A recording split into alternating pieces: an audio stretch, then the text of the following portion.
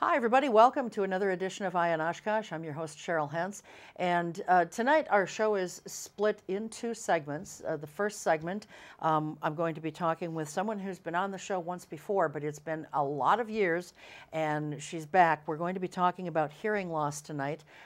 May is Better Hearing Month, and so we're going to talk about hearing loss, ways you can prevent hearing loss, and if you do suffer loss, what you can do to make up for that loss. Chris Prust is here, and we're very happy to have her. She is a contract employee with Med-El, and she will tell us what Med-El is.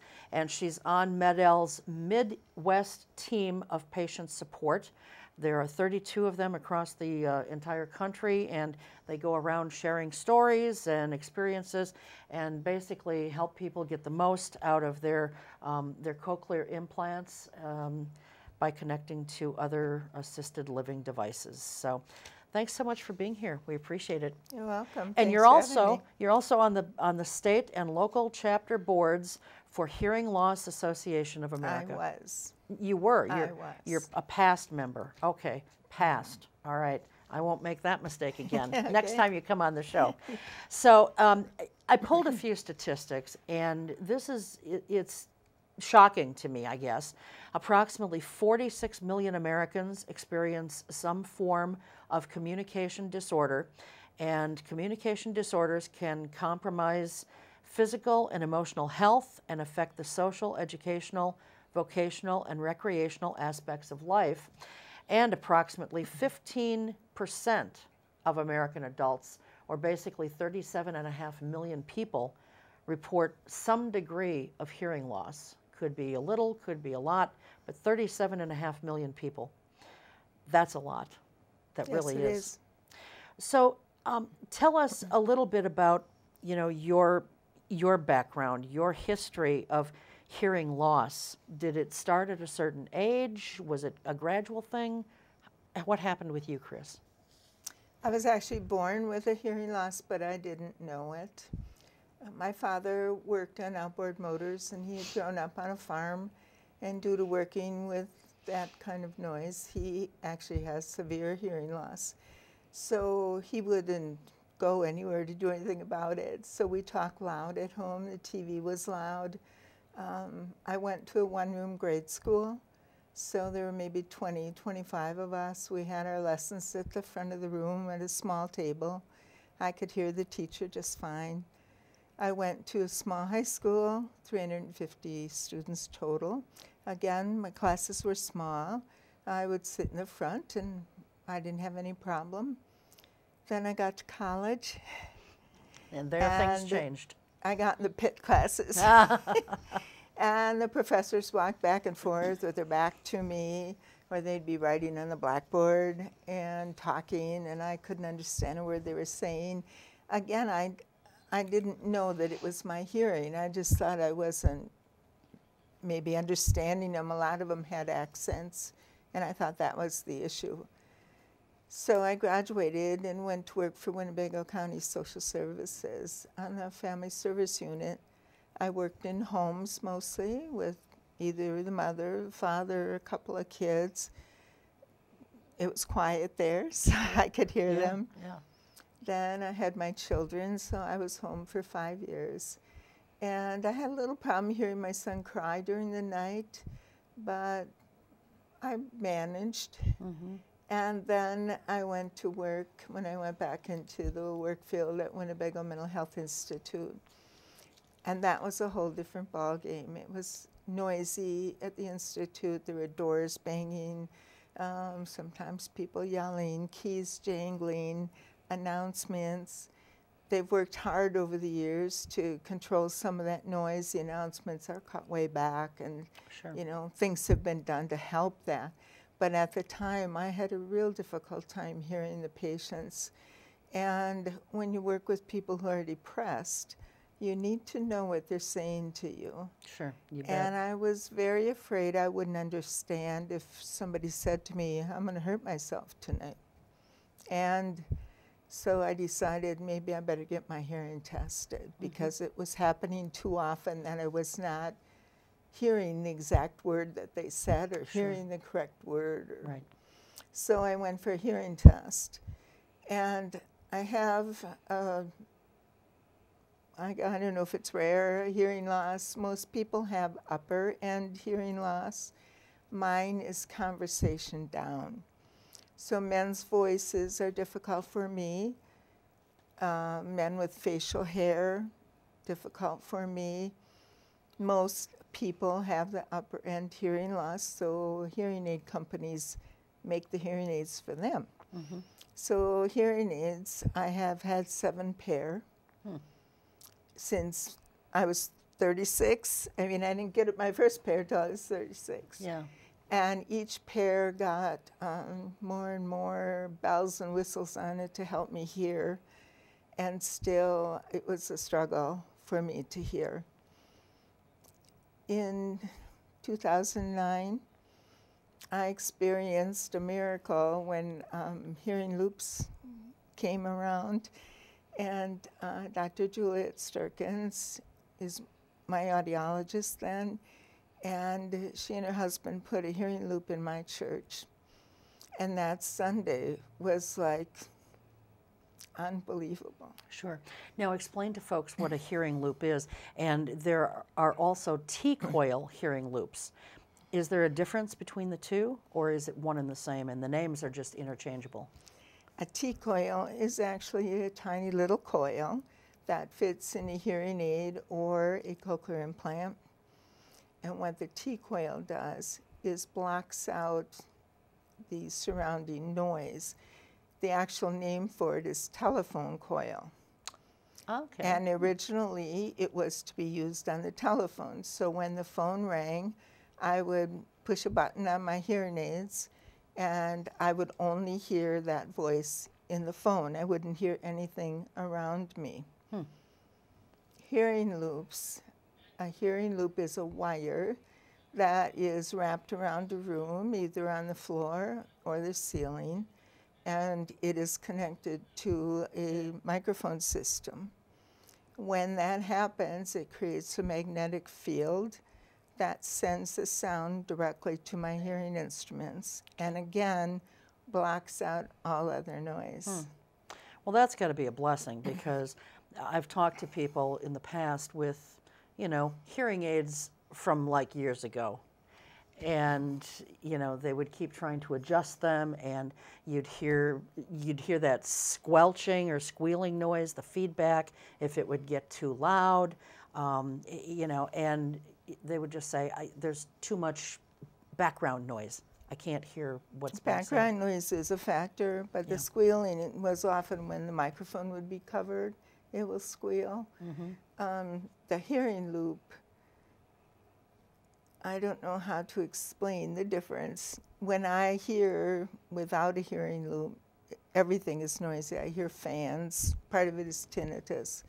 But with the hearing loop, it's like somebody's talking directly inside my head. Sure. I used to tell my patients it's the closest I'll get to schizophrenia. You know, you mentioned something like when you were in college, that's when it really started to become kind of noticeable to you. Did your grades suffer at all, or was that not an issue? I don't know. I had good grades. I probably could have been an honor student all the time. There you go. So I guess the answer is no. I graduated with okay grades. Excellent. Well, that's good. Because, you know, sometimes, I mean, if you're missing some of the information that's being said, that does affect your grades, just like it affects so many aspects of people's lives when they can't hear things. So I tried to find somebody in my class I could ask if I didn't understand something or look at their notes. Sure. When I went back and got my master's, I went through the master's program with people I knew, so I could ask them. And by the end, I had hearing aids, so it wasn't as bad as my bachelor's. You're a very resourceful woman, Chris. You really are. Thank I mean, you. you know, you found ways, you found workarounds, you know, until you got your first hearing aid.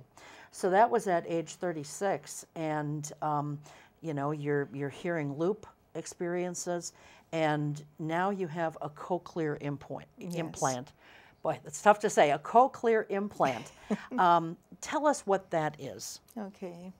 A cochlear implant is a magnet that a processor part. The instrument actually goes inside of my head. They make an incision in your skull, and they place this magnet, I don't know what else to call it, on the inside of your skull. And then the outside, you have what's called a processor, and that's what gathers the sound in, sends it to that instrument inside through the cochlea. Okay, all right. And this is my processor. It's very tiny. It's very Hold tiny. that up so that they can kind of see that. It's very small. Some processors fit behind the ear and look like a hearing aid. Mm-hmm. Mine just sucks onto my magnet. Oh my God, it's just sticking to your hair. It sticks to my hair. And now I have to ask, because that must be a very strong magnet. I mean, is. I didn't even notice it. Of course, I'm sitting here on this side of you.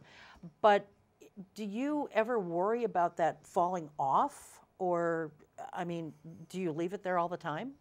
Not when I sleep. Well, no, I mean when you're out and about. Yes, when I'm up and about, I leave it there all the time. It has magnets on the inside. You can have up to 4 magnets in there. And depending on the thickness of your skull or even the thickness of your hair, there is a clip I could wear to clip it to my hair. There's a different clip I could clip it to my collar. I don't have a problem keeping it on. Mm-hmm. When I am on a boat and the wind's rushing past, I take it off then because Sure. I don't know if it'll fly off then. But otherwise, I don't take it off. Yeah, and you don't want to lose it in Lake Winnebago or No, some you other don't. body of water. You don't want to do that. You don't want that. So the little incision that they made in your skull and put something in there, that is what the magnet, the processor, is being magnetized with? That's Yes. how it's sticking Well, to your head? that's how they stick together. Okay, all right. They, That when makes you sense. stick, when they put the inside part in, and I can't think of the name, I know it. Anyway, it has electrodes. Okay. It's like a little fishing wire with 12 little electrodes on it, and they feed that through your cochlea. Your cochlea looks like a snail. Mm-hmm. We're all born with the same size. We're born with an aspirin-sized cochlea. It never grows. But we have different shapes. Sure, yeah, yeah. So the doctor feeds that electrode through the cochlea like this, like the snail part. Mm-hmm. My hearing loss is at the very center of that snail. Okay. So I need an electrode that's going to get that far for me to have the best hearing. Okay. And All the right. electrode is what stimulates that cochlea then to interpret that sound. Okay. Well, I know that it took until you were 36 for you to get your first hearing aid. You know, some other statistics that I just want to share with folks. AARP has come out with an article on hearing. It's actually, hearing loss is called America's Silent and Growing Epidemic. Hearing loss is associated with an increased risk of dementia, falls, and depression. It's also a serious contributing factor to social isolation and loneliness. It's been linked to poor job performance, lower salaries. It's a real problem. But it doesn't affect only older people. And I thought this was fascinating, and yet it totally makes sense. The World Health Organization estimates that 1.1 billion, that's billion with a B, 1.1 billion teenagers and young adults are at risk of some degree of hearing loss. And that stands to reason, I guess, because, you know, we've got, what you said about boom boxes back in like the 70s, 80s, but today the concerts seem to be louder. I don't know if they really are, but they seem to be anyway. Everybody's got earbuds in constantly, and to get the best hearing out of the music or the movie or whatever it is that you're listening to, they've got the volume cranked up. And so I guess that figure still is a little bit astounding to me, but it completely makes sense, you know.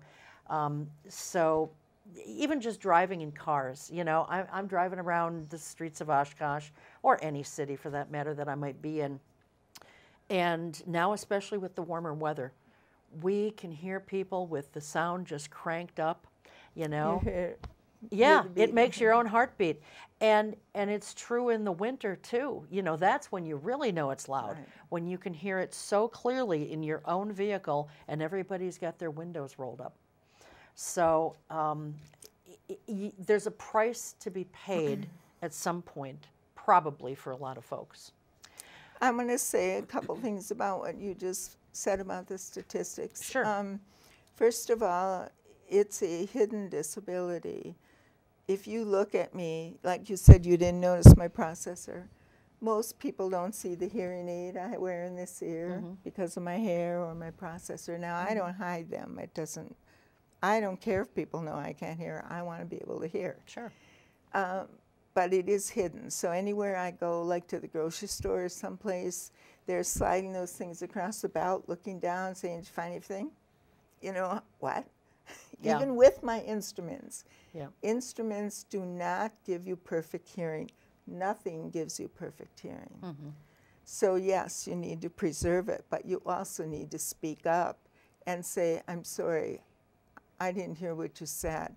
People don't do that. They do not advocate for themselves. The other piece of that is listening to a radio that loud. People think because I can't hear well, they need to shout at me. It's not the volume that people with hearing loss suffer hearing loss and not be able to carry on conversation. Right. It's how you say the word, the enunciation. It's the clarity.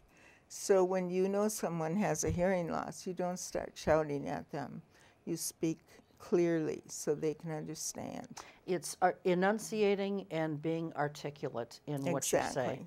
And not walking away from me, looking at me so I can see your face. I know you're talking to me, not yelling at me from another room. I don't hear it, or coming up from behind. Those are the kinds of things you need to communicate with people.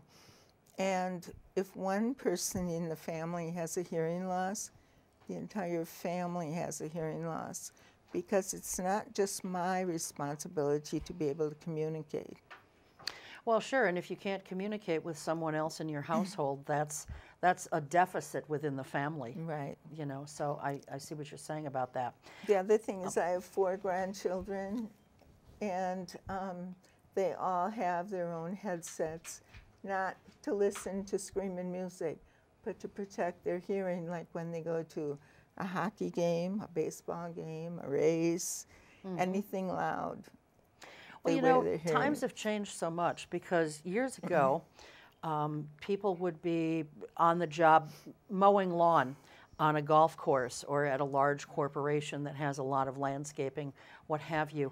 You never saw anybody wearing, you know, headsets, earmuffs, whatever you want to call them. You see that more often than not these days. And it doesn't really matter the size of the property. I've actually seen people mowing their own lawns wearing something over their ears. And they should be. Yeah, yeah.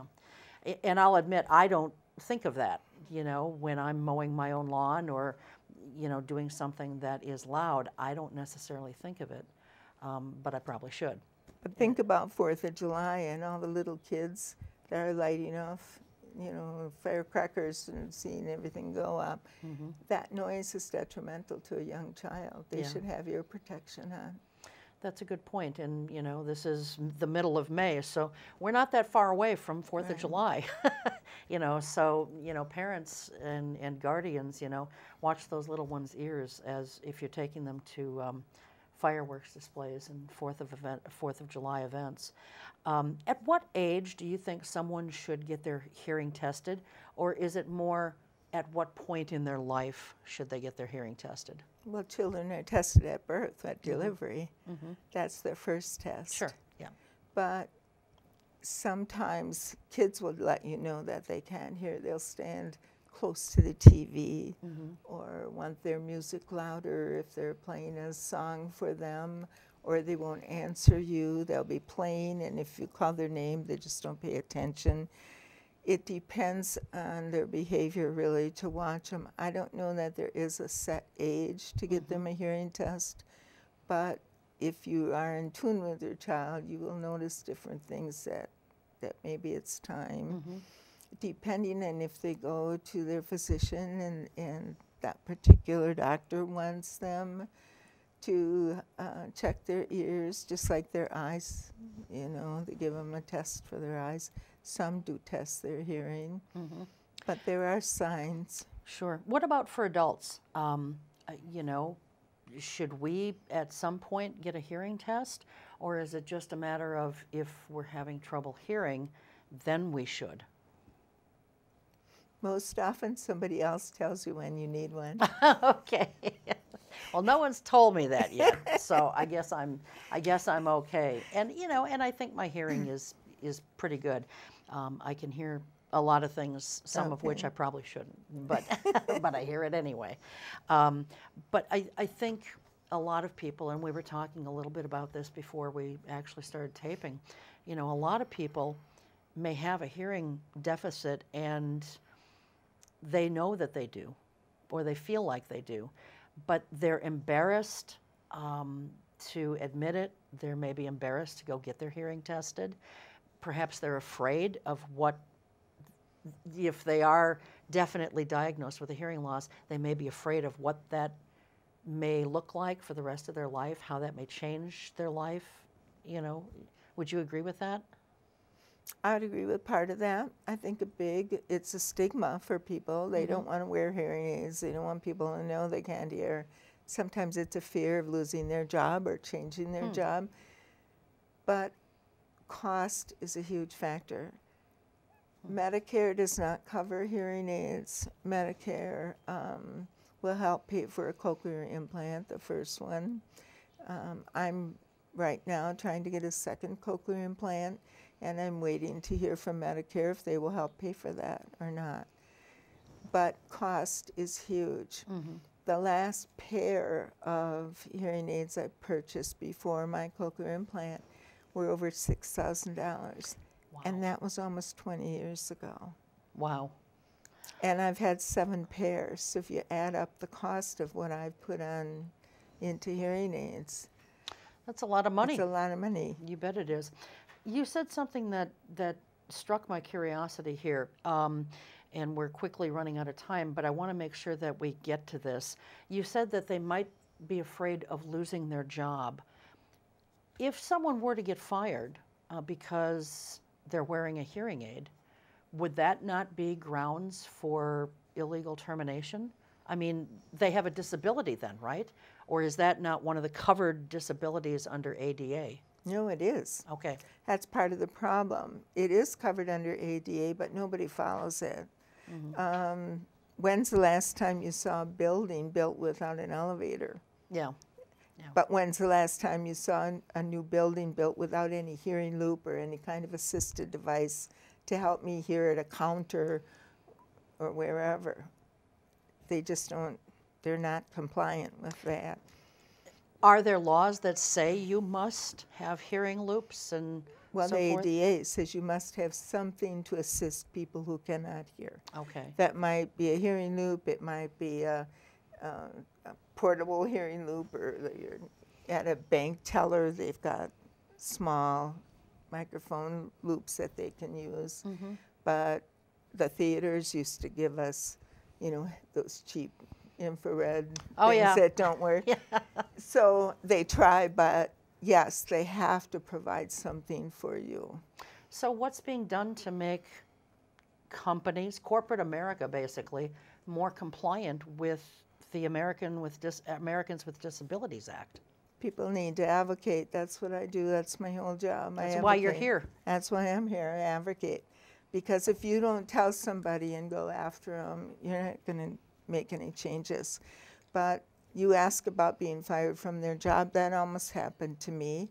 Really? I had a FM system that I used for group therapy and also for individual therapy.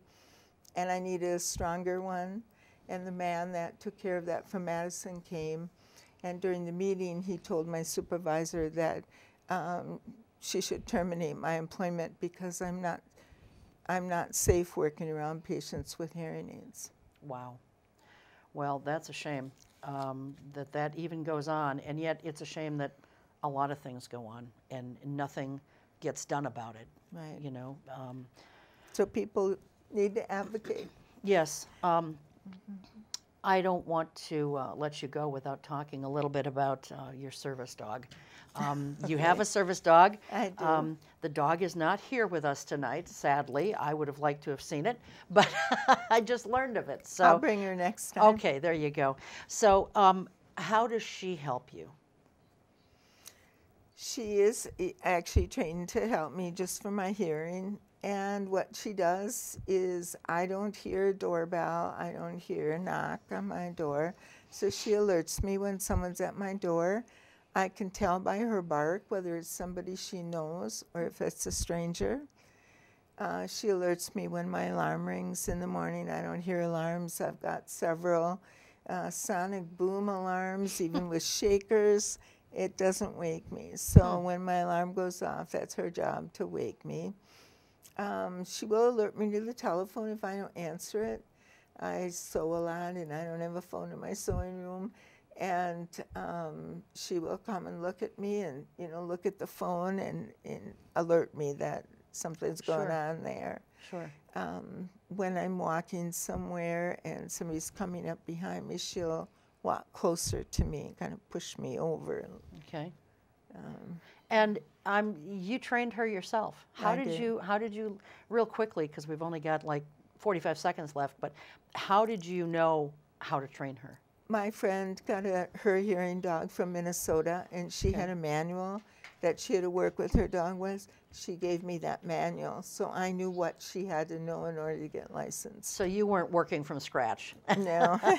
But I still think it's wonderful that you were able to train her yourself because, you know, seeing eye dogs, service dogs for hearing folks who can't hear, those are usually given to the people, but it costs a lot of money, thousands of dollars to train them.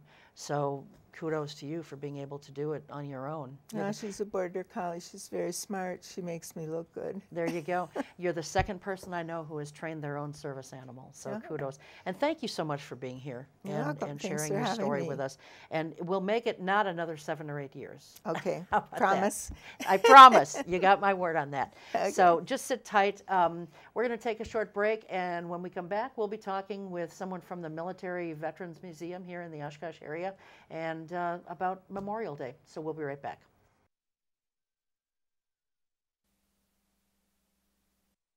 If you have expired or unused medication, don't flush it, pour it down the drain, or toss it in the trash. Safely dispose of unwanted or expired medications at the drug drop box located inside the Oshkosh Police Department. It's convenient and anonymous, safe and secure, and it's open to everyone 24/7.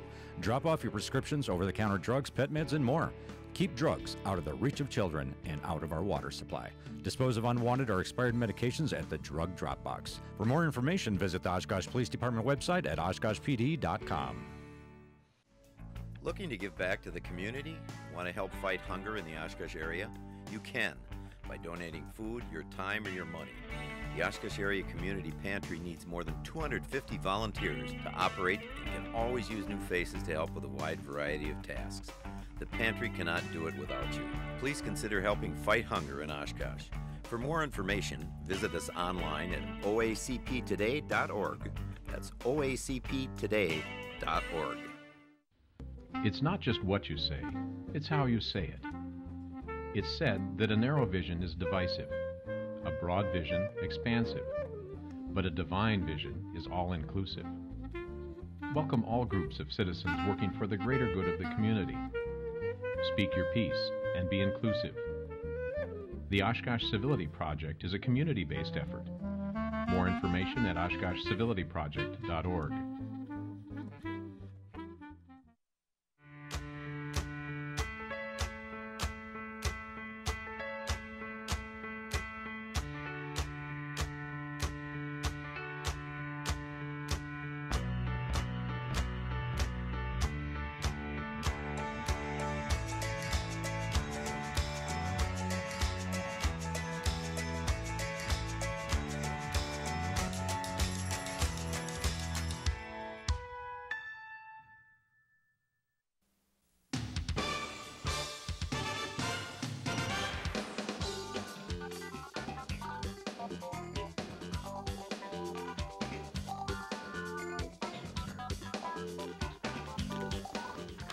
And welcome back to the second portion of Eye on Oshkosh.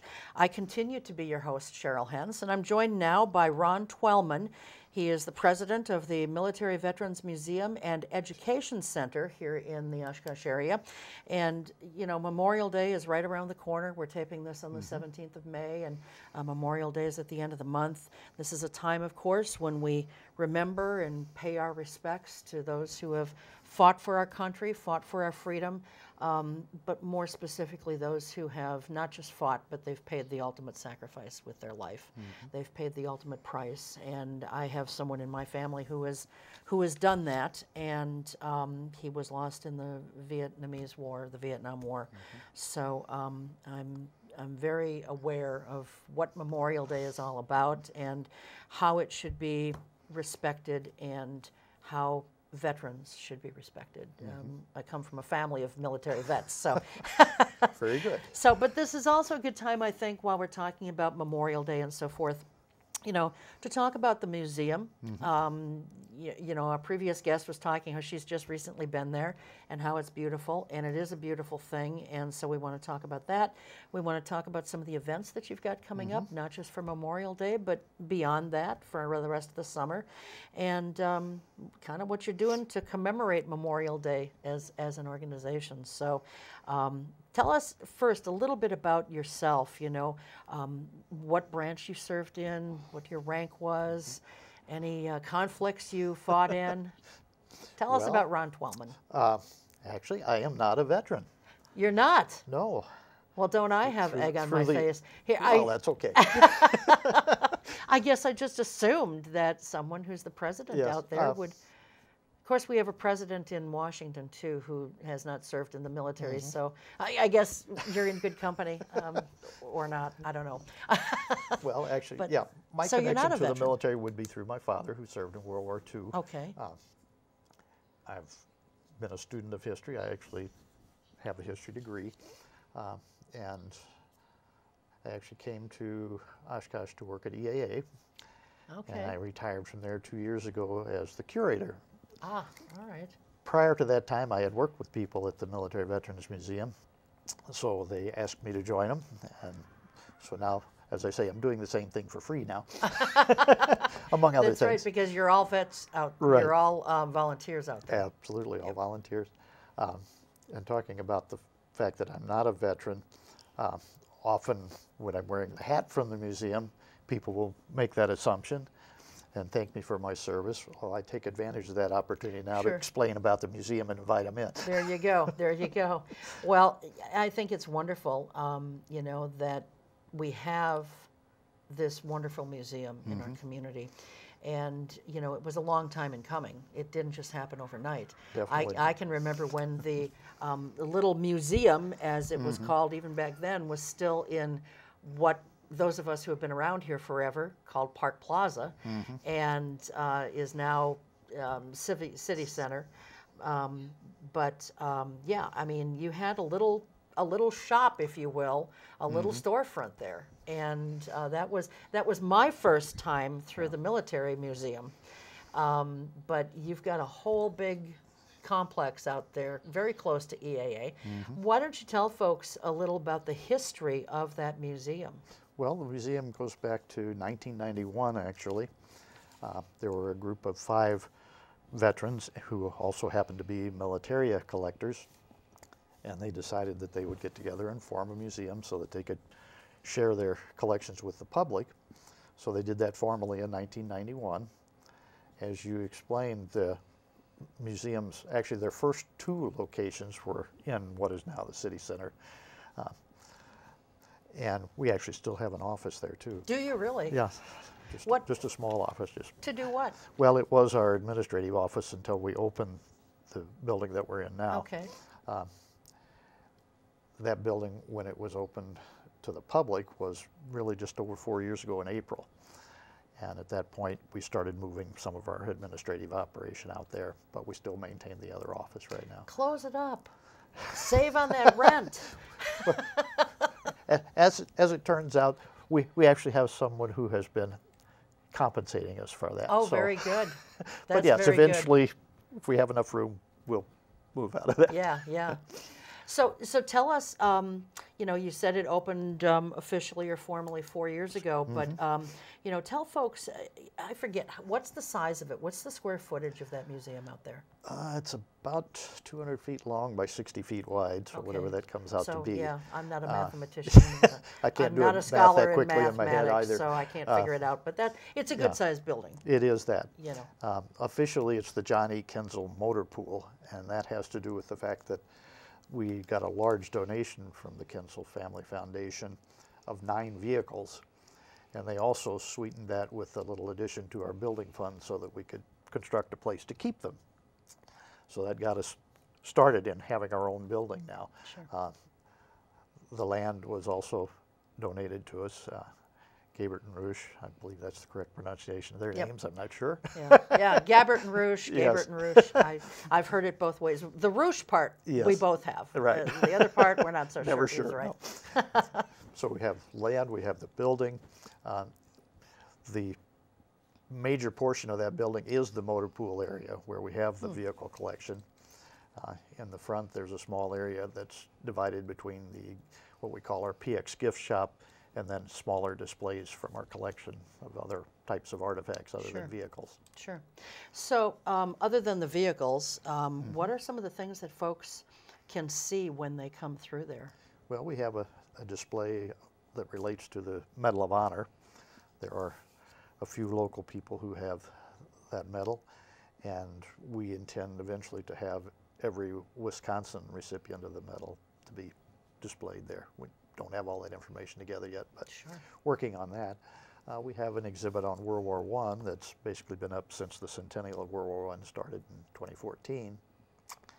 We also have exhibits on Pearl Harbor, on the U.S. Navy, a lot of artifacts relating to the USS Wisconsin. Oh, sure. We actually have the commissioning plaque from the ship there, along with a shell that would have been the type fired by the guns on a battleship like that. We also have a little bit about the Coast Guard, a little bit about the Seabees in the Navy. So it's kind of a collection of small exhibits, and then there's another new exhibit that will actually be opening officially on the 28th. And 28th of this month. Yes, on Memorial Day. And that's on the War on Terror. Oh. And that's kind of the newest addition in the museum. One of the things that we're doing in that exhibit, it actually has a focus on 2 particular servicemen who were unfortunately both casualties of the War on Terror. They were both members. In 9/11. Well, following 9/11, yes. Okay. They were lost in Iraq. Okay. And they were both members of Fox Company, which is a Marine Reserve unit that's based in Wisconsin. And they are Private Brent Vroman from Omro and Lance Corporal Daniel Wyatt, who's from down near Racine area. Okay. So there's actually material from Lance Corporal Wyatt there. Some of his uniform items and things are on a mannequin. So that'll be a nice little ceremony there at 1 p.m. on the 28th if anybody wants to come and attend. So that's when it'll be unveiled. So if anyone goes there between now and then, they won't be seeing that. Well, actually, they can. They can? Okay. But it'll be officially, Right. you know, commemorated or whatever. It'll be officially opened on the 28th of May. Yeah, the War on Terror, you know, we hear that expression a lot. And I think we automatically, as I did, think of 9/11, but that was certainly the start of it. I think that we will probably always have a war on terror. I don't think it will ever go away, at least not in our lifetimes, Certainly for not, sure. I don't think. Do you have anything on, and I apologize if you said it and I missed it, anything on the Vietnam War and the Korean War? We have a little bit, not much on display in the way of artifacts, but in the vehicle collection, especially the Vietnam War is getting a lot of new exposure, I should say. A couple of years ago, we built a replica of a Vietnam gun truck called Brutus. And it's basically a 5-ton cargo truck that was converted into a gun truck. One of the drivers of that truck in Vietnam Roger Blink, lives near here. And he wanted to get a replica built, so we agreed to do that. So he helped us do that. So we've had that vehicle for a couple of years now, and it goes out to various events and shows. Just recently, though, we completed a second vehicle that goes along with that. Roger was part of the 359th Transportation Battalion, and that unit basically drove fuel trucks through Vietnam up to the north to get fuel up to the north. And these gun trucks were all built in the field so that they could protect those convoys of fuel trucks. Of course, Roger started out driving one of those fuel trucks. So we had sourced a semi-tractor here in Oshkosh, and then a tanker trailer came out of the southeast somewhere. It was being used as a water trailer by the Forest Service, I believe. And just recently, we had the paint job finished on that. And so we had enough photos to make it look like the truck that Roger drove also in Vietnam when he was there. That's really So cool. now we have these two matching vehicles that we can put into parades. They already made one appearance down at the Fond du Lac Airport a couple of weekends ago. Okay. And they'll be seen more around this summer. And especially on that tanker trailer, we had a wonderful opportunity to work with the Oshkosh Corporation on that. They had donated a vehicle to us a few years back, one of their prototype vehicles that they had sitting on their lot, and they then helped us convert that into a semi-tractor, and we can now use that semi-tractor to haul our vehicles to events if we need to. So that was kind of our first instance of working with them. One of their employees became very interested in our museum and became our liaison, essentially. Very good. So the short story is they painted the truck for us. Free, right? Yes. Okay, there you go. Well, kudos to Oshkosh Corp for doing Absolutely. that. You know, so it sounds like there's a lot of vehicles on display at the museum. Yes. Are you ever concerned about running out of space if you get more vehicles? We do have that problem already. Okay. We have a lot of other small trailers and such parked outside of the building right now. We do have other space that we rent for collection storage, but not big enough to hold everything we've got either. Right. We do have one large item in the collection that we'd love to get out there at the museum. It's an LCVP, basically a landing craft. So a pretty good sized boat. You'd need a separate building probably just for that. Well, we may put it outside if we can figure out how to do that. Sure. Well, I know that a couple of years ago when I had someone on from the museum, and it was around this time of year, we had talked very briefly about that you guys, because of your space constraints, were looking at perhaps doing some kind of a capital campaign and perhaps expanding, but that just has not gotten to that. You haven't really gotten that off the ground yet. You've been Not entirely. We did have a feasibility study done just recently, and we're working on the results of that now, which gave us some pointers on what we need to do before we actually undertake that kind of a project. Sure. We are lucky enough that when the first part of the building was built, they actually put the foundation in for the second part. So we're that step ahead, kind of. There you go. And that's already paid for then, Yes, so you're ahead of the absolutely. game financially, right? Yes. So what are the hours at the museum? And for folks who don't know where the museum is, it's out, as I referenced earlier, it's out by EAA. It's very close to Yes, the grounds. You it's didn't have far to basically- go to get from one Right. job to the other. So tell them where it is. The official address is 4300 Poberesny Road, which means we're about a mile south of EAA on the east side service road of I-41, just north of the Highway 26 exit, basically. Right. And the hours? The that you're hours, we're open generally Friday, Saturday, and Sunday, 10 to 5.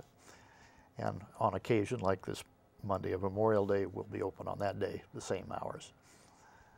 Okay, 10 to 5 on Memorial Day as well. Yes. Okay. And is there a fee to No, come in? admission to the museum is free. We do accept donations. Okay, all right. We also have members. It is a membership organization. So if someone was interested in becoming a member, the annual fee for individuals is $30. For families, it's $50. And if you're a company or an organization, it's $100. Well, very reasonable Yes, membership quite. rates, for sure. So 30 for us in individual, Individuals, 50 for family, and 100 for corporations. Yes. Okay. Well, and can they become members by, is there something online on your website that they can fill out and pay their membership I believe there's a dues way then? of contacting us about that on Okay. the website, All yes. right, okay. And they can certainly come in the museum and we can Sure. provide them with that information. Yep. What's the mission of the museum? You know, we know how it kind of got started, but as it got started, what was the mission or the vision of what it was going to be? Well, officially, the mission is to honor our nation's military history through education and preservation. That's kind of a shortened version of what it Sure, was sure. originally, but it is the same focus, basically. Well, and you're helping educate us tonight, so thank you for that. Well, we have that education center part in the name of the museum for a reason. That's right, that's right. And that is the official name, Military Veterans Museum and Education Center. And, you know, do you ever get, I know your hours are somewhat limited, but do you ever get like classes Oh, from yes. schools that come through? And we do those things outside of those other open hours. Okay. So, yeah, So we if do- someone wanted to, yeah. I mean, I realize the school year's about over Right. now, but, you know, during the school year, if someone wants to do that, Right. they just contact you and you can work out Exactly, yeah. a separate time to do that. Yeah, and it doesn't have to be a school group. It could be any group or a family, or, you know, we're pretty flexible on that, and we try to give people the opportunity to see the museum. Sure, sure. What about scouts? Have you had scouts come through? We have had a few, yes. Yeah. Yeah. I would think We- that that would be something yeah. that scouts would be very interested in. Yes, we actually had an Eagle Scout ceremony there a couple of years ago. Oh, very nice. Yeah, so we'll work with them on just about anything. We're actually working with a second scout for an Eagle Scout project at the museum too. We had one that did a brick walkway out to our flag plaza, and now we're hopefully in the near future we'll have a flag retirement area in the back of the museum. Well, you may know my brother because he works with a lot of scouts on their Eagle Scout projects. So he may be one of the people that you've been in contact with. As an organization, do you participate in parades? And I know that Memorial Day, it's not called a Memorial Day parade, it's called a Memorial Day procession. Yes. Why don't you explain to folks why there's that distinction? Because there's a good reason for it. Well, that's because the event people want to call it that, for one, of course. And I don't know the exact reason, but I would think it's because parade sounds more celebratory, and a procession is more a somber honor. And Right, that would make right. sense to me. Yep. And so you guys participate in those yes. events. So what will you be doing for Memorial Day other than being open and unveiling your new exhibit? Right. Well, we'll be in 2 other locations at the same time. Like you mentioned, the Oshkosh Memorial Day procession. We'll have, I forget whether it's 2 or 3 vehicles in that parade. I call it a parade. But then we'll Parade, also procession, yes, whatever. Then we'll also be in the Nina Menasha parade, and I think both of those start at 9 a.m. on Memorial Day. So how many folks are in each parade or procession? Well, we have to have at least a driver for each vehicle, Sure. and sometimes we invite other veterans to ride along in the vehicles. So if there's 2 or 3 vehicles, there might be 5 or 6 people there. Okay. How large is your membership? I would like to say it's in the thousands. It's not quite there yet, but it is in the hundreds, and varies, of course, over time. Again, you don't have to be a veteran to be a member. You can just be related to one, you can know one, or you can just want to honor veterans. Sure. And what does someone get for their membership? Because I know that's a thing that people always ask. Well, yeah, I'd like to make a donation, but if I'm going to be a member, Right. then I want to know what I'm getting for my membership dues. So what do folks get? Well, if we charged admission, we would give them free admission, but since we don't charge anybody, they already get that. But they do get a discount at the gift shop. They get our quarterly newsletters, which actually are very well written. We have some interesting stories in those at times. And right now, those are the main benefits of membership. As we grow in an organization, we can probably offer additional benefits that way. Sure. I mean, right now, too, if they wanted, they could have access to our library, which isn't it where the public can get to it right at the moment. But, Tell us about the library. What's well, in it? It's a very good collection of books and manuals and artworks. Get a lot of donations to that as well. You know, part of the archival collection also would be considered part of the library, where you can come in and do research on military organizations and such. Okay, so that's not open to the public, Not though. at the present time, no. If someone wanted to, say they were doing some research and they needed access to that or would like access to that to help benefit their project, is that something that you allow, or is it done on a case-by-case basis, or? Well, I would say it's done on a case-by-case basis, but we would certainly try to accommodate them. Sure. Now, one thing that we really haven't talked about is, you know, how someone can get things donated to you if they've got a collection of something, or maybe just one or two letters that someone wrote them from the war and they would like to, you know, because I think about this a lot.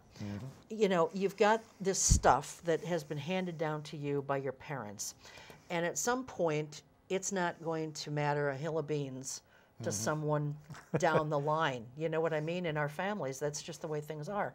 So if someone they have something, they want to donate it to you guys so that it will always be preserved, how do they go about doing that? They can come by the museum, which a great many people do. They can contact us through the website, or they can call the office. All of those ways will work. Okay.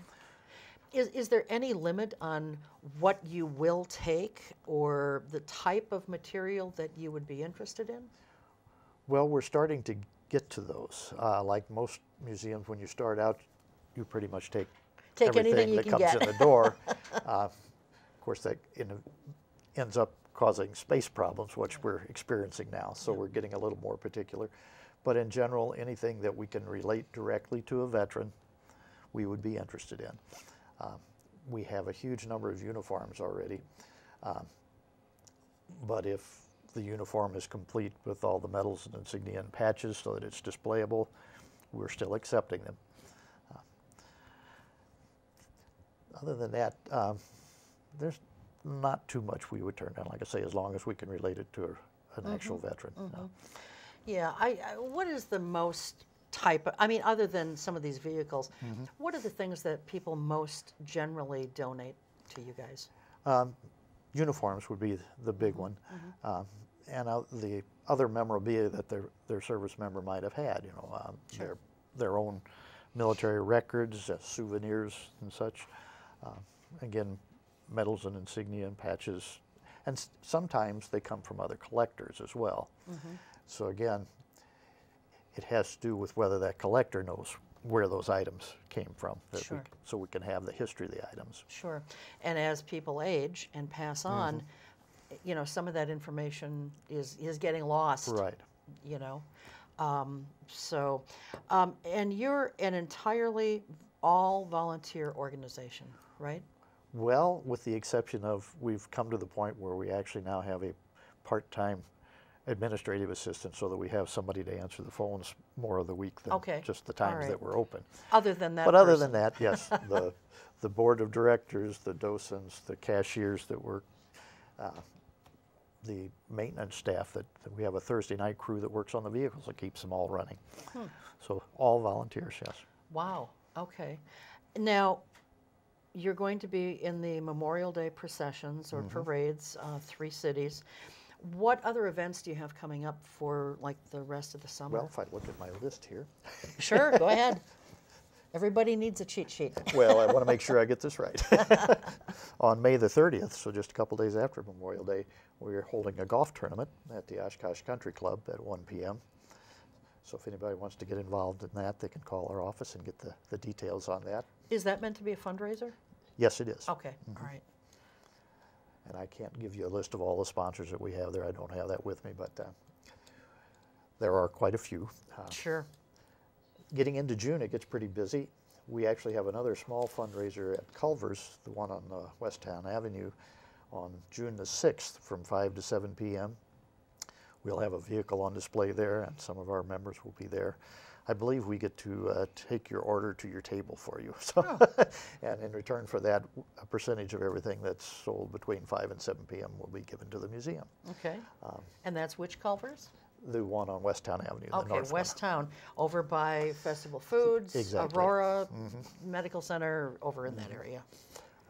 Following that, on June 9th, we'll be participating in the Appleton Flag Day Parade. We always have probably 2 or 3 vehicles in that.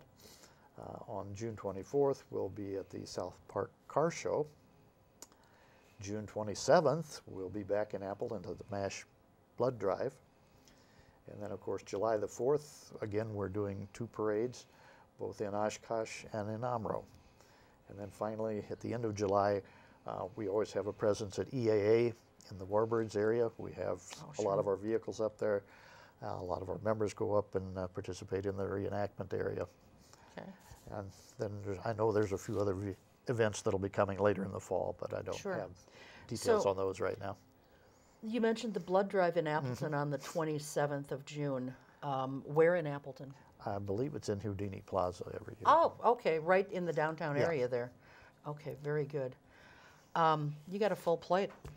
There's a lot going on for the summer. Now, yes. Yep. Well, listen, I want to thank you very much for being here. It's been a real pleasure, and you know, we didn't get to cover a few of the things that I had on my list, but that's okay. I think people got the general gist of what the military museum's all about, and why we should be very thankful that we have it here. It's a real treasure. So thank you very much. I won't thank you for your service, but I will thank you for being here. Well, you're welcome. It's been a real pleasure, and we'll have you back again soon. That's going to do it for us tonight. We will see you next time. Have a nice Memorial Day, because we won't be taping again until then. But until next time, keep your eye on us. We've got our eye on Oshkosh.